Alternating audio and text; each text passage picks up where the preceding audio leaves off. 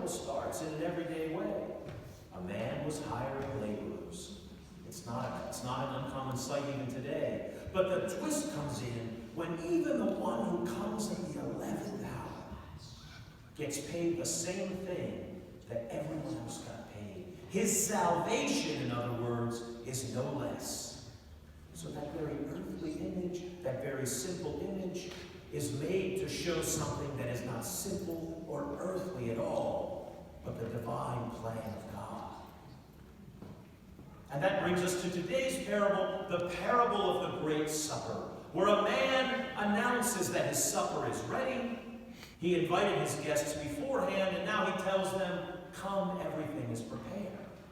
But suddenly they're making excuses. I bought a field. I bought some oxen. I married a wife. And they're refusing his hospitality. So he sends out and he says, bring in people from around the lanes and streets of the city.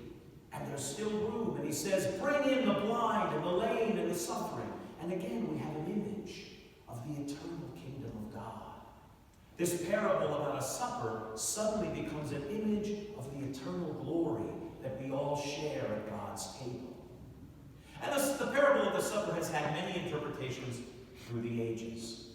In the 2nd century, for instance, when many heretics were saying that the God of the Old Testament is different from the God of the New Testament, the church fathers looked at these parables and they said, wait a second.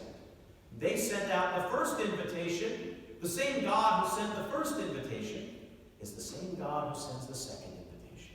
So the God of the Old Testament is the God of the New Testament. Others look at this parable, of course, and they see that the first mission went to Israel and was rejected, and so then it was sent to the Gentiles. Especially in the Gospel of Luke, we can recognize that who was invited in at the end, who was brought in at the last, the poor and the lame and the blind. This is a particular concern of the Gospel of Luke. Only Luke tells the parable of the Good Samaritan.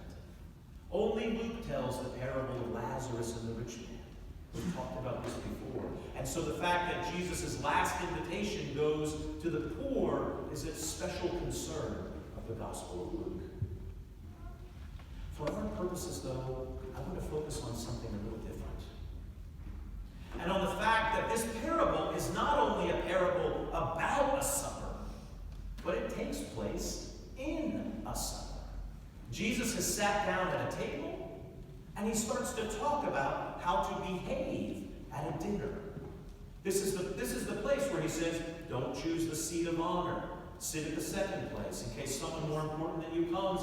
And if no one comes, you will be invited to the place of honor. He tells people, when you have a party, don't just invite people you like, invite everyone. In other words, in the context of a meal, he's giving advice about meals.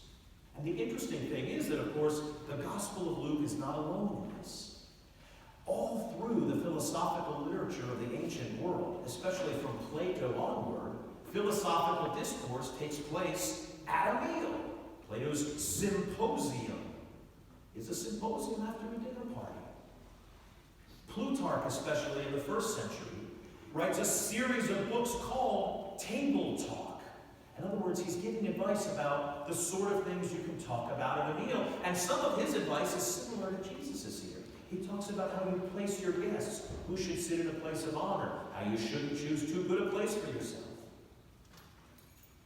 So this Lucan image of telling people how to behave in a dinner, having a parable about how to behave in a dinner, is not that unusual. But when we look at what else happens in a dinner, Luke's dinner scene tells us something about the kingdom of God. Because the reason philosophers taught so much about how to behave at a dinner is because dinners were often places of great revelry, parties that would last into the night. And one of the key elements of this party was a remembrance of death. The phrase, eat and drink because tomorrow we die, is very appropriate to 1st century dinner parties. In fact, you know how in your dining rooms you might have a picture of a wheat field because it shows fertility in food. Or you might have a picture of a family eating together, or your family because it brings up warm associations. Well, in the 1st century, We've uncovered at places like Pompeii, dining rooms where the mosaic on the floor is a skeleton. Or up on the walls, they would have skeletons. Or the cups that people would drink from would have the legs be skeletons.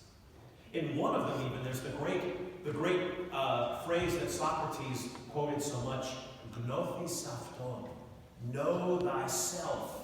And right next to it is a skeleton. In other words, enjoy this dinner party.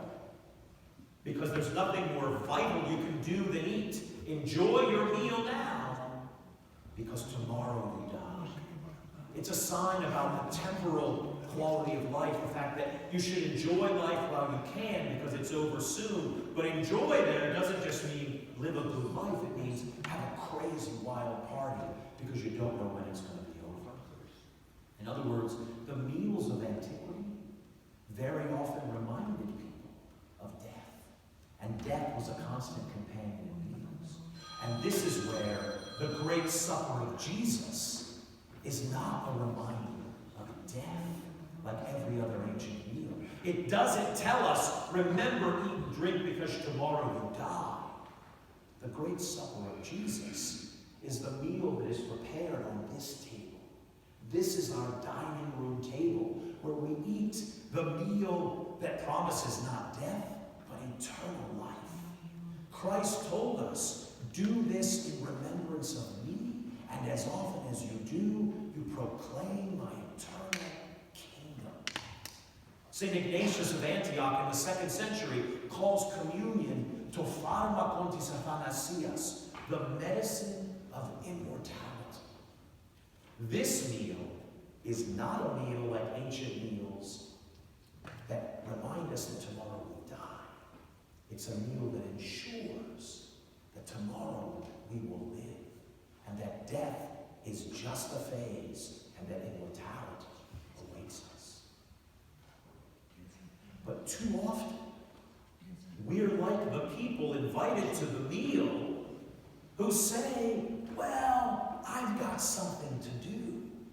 Too often, we're like the people in the parable who are told the meal is ready. The table is set forth. It's time to come to the feast. And we say, I bought 5 oxen. I bought a field. I have other better things to do. And we don't come and enjoy the bounty of the Lord.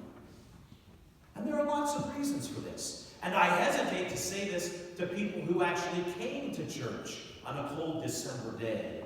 Good for you. Good job. But let's still reflect on this. I also hesitate to say this to people who in the parish of St. Demetrius have stayed here through the good times and the bad, through the ups and the downs and the highs and the lows.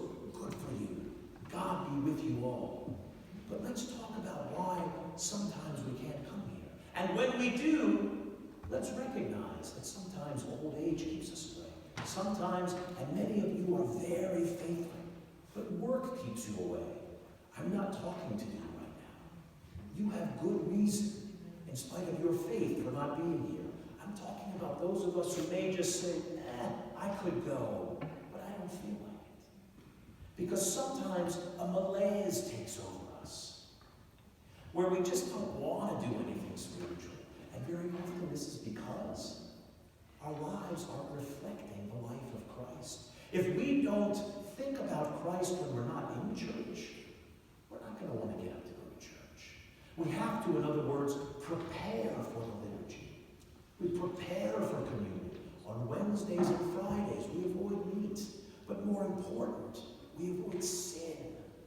We try through the week to make ourselves people of Christ, so that when church comes, we want to come to church. We're feeling excited to come to church. Other times, it's not so much that a sort of malaise, but sometimes we feel discouraged about coming to church.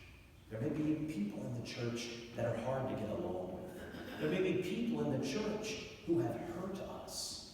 And very often we make the mistake of associating the church